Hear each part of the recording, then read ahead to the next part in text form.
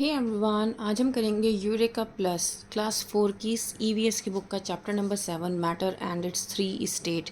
सो ये जो मैटर है ये क्या है और इसके कौन कौन से 3 स्टेट हैं वो हम इस चैप्टर में पढ़ने वाले हैं। सबसे पहले तो जो हमें पता है वो हम देख लेते हैं कि हमें पता है कि हर एक चीज़ मैटर से बनी हुई होती है। वो कुछ भी हो सकता है, सॉलिड, लिक्विड या गैस, ठीक है। और ये इंटरचेंज्ड होते हैं ना, आप सॉलिड से लिक्विड बना सकते हो, लिक्विड से सॉलिड बना सकते हो, है ना, और गैशियस फॉर्म में भी लेके जा सकते हो लिक्विड को। सो ये क्या है, इंटरचेंजेबल है, मतलब आप इसको चेंज कर सकते हो। अब इस चैप्टर में हम पढ़ने क्या वाले हैं, हम पढ़ने वाले हैं मैटर के बारे में, स्टेट्स ऑफ मैटर के बारे में और उसके कुछ सॉल्यूशंस के बारे में। तो स्टार्ट करते हैं। तो सबसे पहले है everything is made up of a matter. हर एक चीज़ मैटर से बनी हुई है। Every grain of sand, every drop of water, the rocks and air are made up of matter. Plants and animals too are composed of matter. All man-made things from a tiny pin to the longest train are made up of matter. The moon, the sun and the stars are all made up of matter. अब जब हमने ये सब चीज़ें पढ़ ली कि भाई हर चीज़ matter से बनी हुई है, हर चीज़, चाहे वो छोटी से छोटी चीज़ क्यों ना हो, बड़ी से बड़ी चीज़ क्यों ना हो, नेचुरल क्यों ना हो, आर्टिफिशियल क्यों ना हो, कोई भी फॉर्म है अगर आपके पास, आप देख रहे हो, अपने आसपास देख रहे हो, हर चीज़ मैटर है। लेकिन मैटर है क्या, हमें तो मैटर ही नहीं पता कि मैटर किसे कहते हैं। So what is matter? Anything that has mass and occupies space.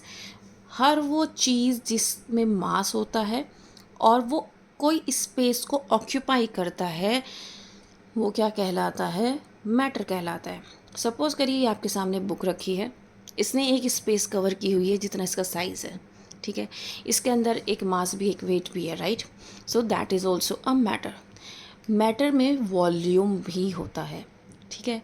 अब हम बात कर लेते हैं मास की। जब हम यहाँ पर कह रहे हैं कि जिसमें मास होता है और स्पेस होता है, वो क्या करता है, वो क्या कहलाता है? मैटर। अब सपोज़ करो कि मैं मैं बेड पर बैठी हूँ, ठीक है। सो मैंने एक स्पेस कवर की हुई है, ठीक है, बेड पर।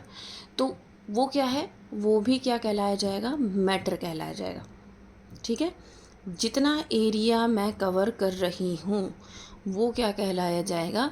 वो मैटर कहलाया जाएगा। अब the mass of an object is the amount of matter contained in it. अब कोई भी मास हम कैसे बताएंगे कि ये मास है? सपोज़ करो आपकी ये बुक है, आपकी बुक में कितना अमाउंट ऑफ मैटर है, कितना वेट है इसमें, that is known as your mass, ठीक है। For example the mass of glass bowl is the amount of glass it contains. Glass bowl का मास हम कैसे बताएंगे? इसके भारी होने से, कि इसमें कितना ग्लास मौजूद है। Similarly mass of this book is the amount of paper it contains. अगर मुझे इस बुक का मास बताना है तो मैं पेपर के अकॉर्डिंग बताऊंगी ना, कितने पेपर हैं इसमें, कितने पेजेस हैं इसके अंदर, उसके अकॉर्डिंग मैं इसका मास बताऊंगी।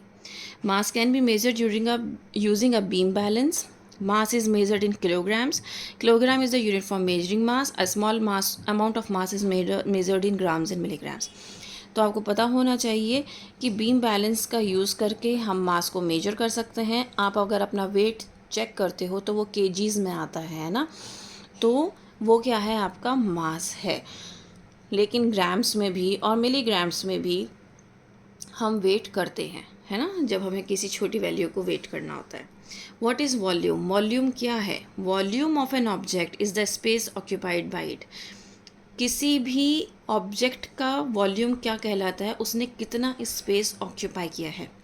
जैसे कि अगर एक टम्बलर में आप पानी डाल के रखो तो पानी जो है कितना एरिया कवर कर रहा है उस टम्बलर में, that is the volume. Similarly the volume of the stone is the space occupied by the stone.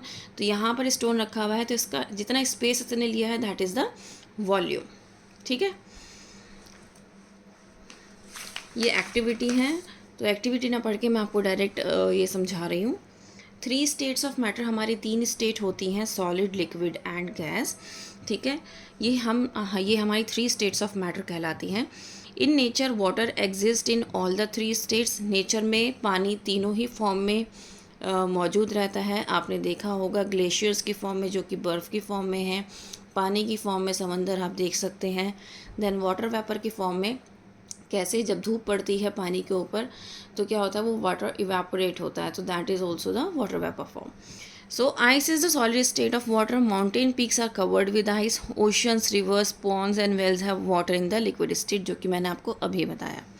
Water vapor is the gaseous state of water. It is present in the air. We cannot see water vapor. When water is heated, it changes into water vapor.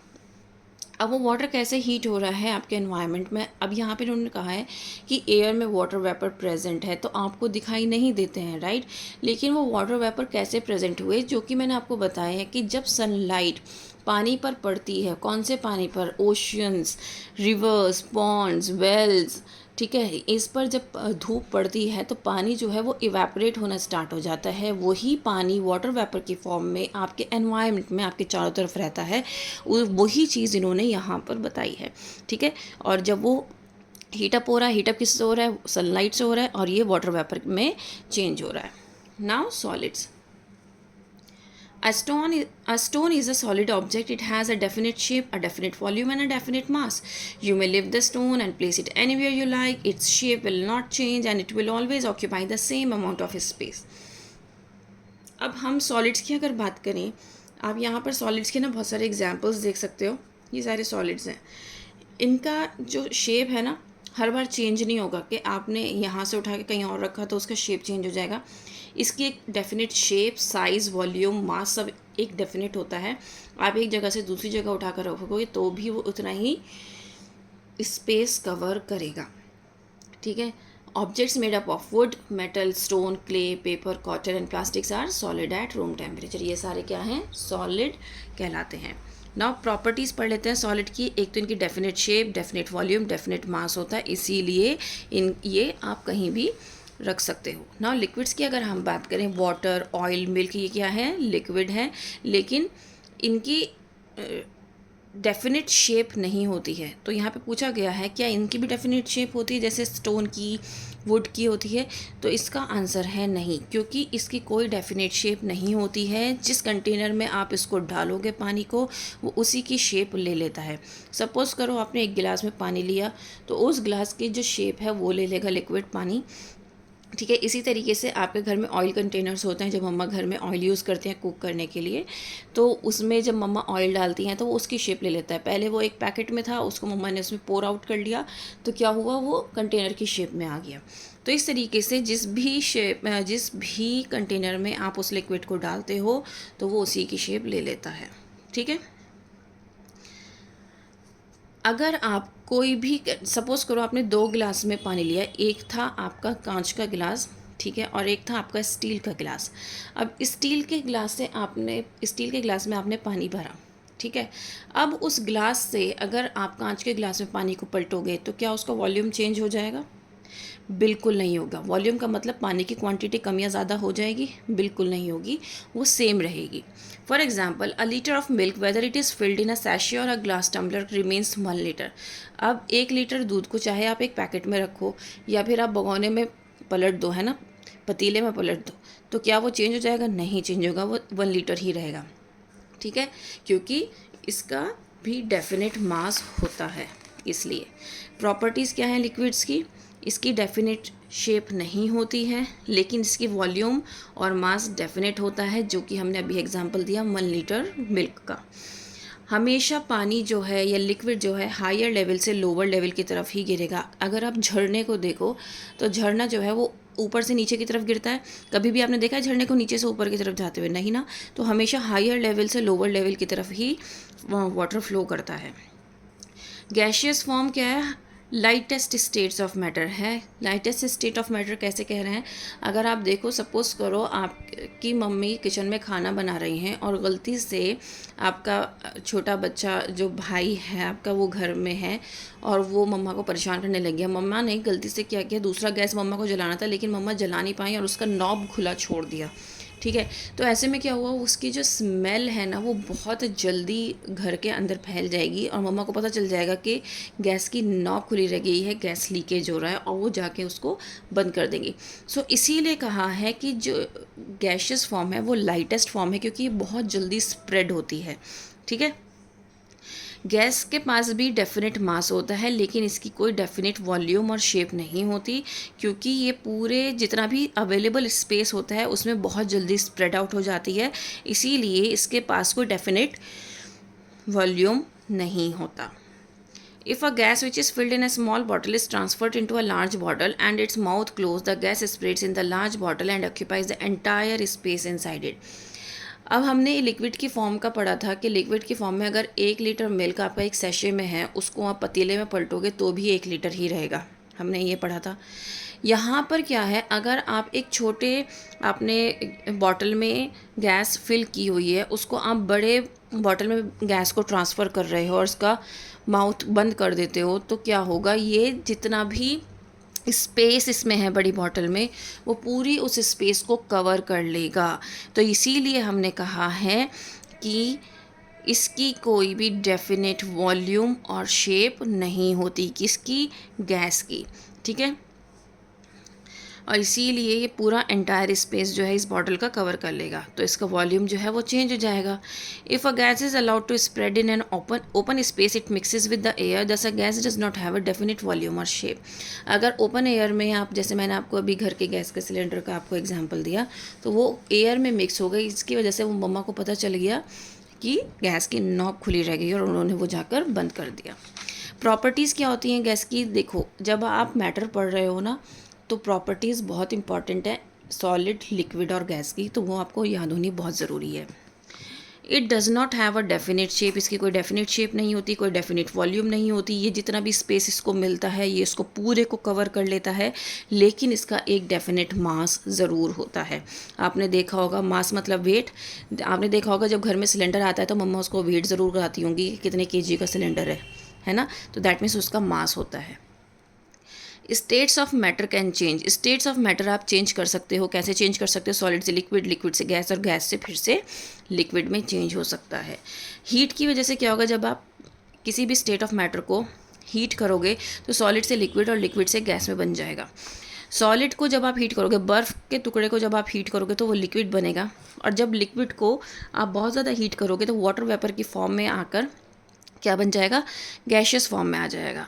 Ice and wax for example melt when heated. Ice और wax क्या है, melt हो जाएंगे heat करने पर. Liquid mostly changes into gas when heated. Water changes into water vapour when heated. Liquid wax changes into gaseous form when heated. ठीक है. On cooling ये हमें पता है कि लिक्विड जो है को हमें, अगर हम बर्फ़ जमाना होता है तो हम पानी भर कर रख देते हैं, बर्फ़ जम जाता है. ठीक है, तो अगर इसी तरीके से अगर हमें वाटर वेपर से पानी बनाना है तो क्या करना पड़ेगा, वाटर वेपर को कूल डाउन रहने देना पड़ेगा. जब वो कूल डाउन हो जाएगा तो वो वाटर की फॉर्म में कन्वर्ट हो जाएगा. ठीक है. A liquid can be frozen into a solid on cooling. Water for example turns into ice on cooling. देखो सॉलिड से आपने सॉलिड को हीट किया तो लिक्विड बन गया, फिर लिक्विड को हीट करोगे गैस पर तो क्या होगा, ये वाटर वेपर निकल रहा है. ठीक है, वाटर वेपर को जब आप कलेक्ट करोगे ये फिर से पानी बन जाएगा, और फिर इसको आप फ्रिज में रखोगे तो ये फिर से बर्फ़ बन जाएगा. तो ये एक ऐसा प्रोसेस है जो कि इंटरचेंजेबल है, जो चेंज हो सकता है. ठीक है. सॉल्यूशन, सॉल्यूशन क्या होता है, सॉल्यूशन कब बनता है, जब कोई भी सब्सटेंस किसी लिक्विड में हम मिक्स करते हैं. सॉल्यूशन कैसे बनता है, जैसे सपोज़ करो आप शिकंजी बना रहे हो, तो शिकंजी के लिए आप क्या करते हो, एक गिलास में पानी लेते हो और उसमें चीनी डालते हो. तो जब आप चीनी डालकर घोल रहे हो तो ये क्या बन रहा है, सॉल्यूशन बन रहा है. ठीक है. सॉल्यूट क्या होता है, substance which dissolves in a liquid. वो सब्सटेंस जो आपने डाला है पानी के अंदर. ठीक है, जैसे कि मैंने आपको चीनी का और पानी का एग्जाम्पल दिया था कि आप शिकंजी बना रहे हो तो आपने क्या किया, पानी में चीनी डाला, तो सॉल्यूट क्या हुआ यहाँ पर, शुगर, क्योंकि शुगर को आपने किस में डाला, पानी में डाला. सॉल्वेंट क्या होता है, जिसके अंदर मिक्स किया जा रहा है, तो यहाँ पे वाटर सॉल्वेंट है, शिकंजी का ही एग्जाम्पल ले रहे हैं हम. ठीक है, तो सॉल्वेंट वाटर है जिसके अंदर हमने सॉल्यूट शुगर डाला, और जब हमने इसको मिक्स किया तो हमने क्या बनाया, एक सॉल्यूशन बनाया. ठीक है, समझ में आया.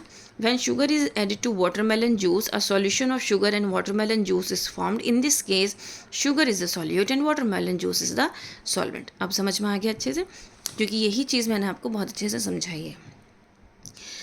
पानी को, सॉलिड्स को अगर आपको डिज़ोल्व करना है, आप उसको बहुत आसानी से, जैसे कि यहाँ पर हमने क्या किया, हमने पानी लिया था, पानी के अंदर हमने क्या डाला, शुगर डाला है ना, तो हमने उसको चलाया। जब हम उसको चला रहे हैं तभी तो वो घुल गई ना।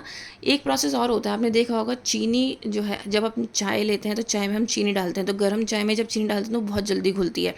तो हम दो तरीके से चीनी को घोल सकते हैं। एक तो है कि सिंपल हमने पानी लेकर उसको चलाया, स्टिरिंग करने से, चम्मच घुमाने से भी हम घोल सकते हैं चीनी को। दूसरी बात ये कि हम हीट करके भी चीनी को घोल सकते हैं। हम गर्म चाय जब बना रहे होते हैं तो उसमें हम चीनी ज़रूर डालते हैं, तो वो भी क्या है, हीटिंग प्रोसेस से भी आप क्या कर रहे हो, चीनी को घोल रहे हो। तो इस तरीके से दो प्रोसेस से आप क्या कर सकते हो, सॉलिड को डिज़ोल्व कर सकते हो वाटर के अंदर, बाय स्टीयरिंग और बाय हीटिंग। तो उम्मीद करती हूँ कि आपको ये चैप्टर बहुत अच्छे से समझ में आया होगा। If yes, please like share and subscribe. That's all, thank you.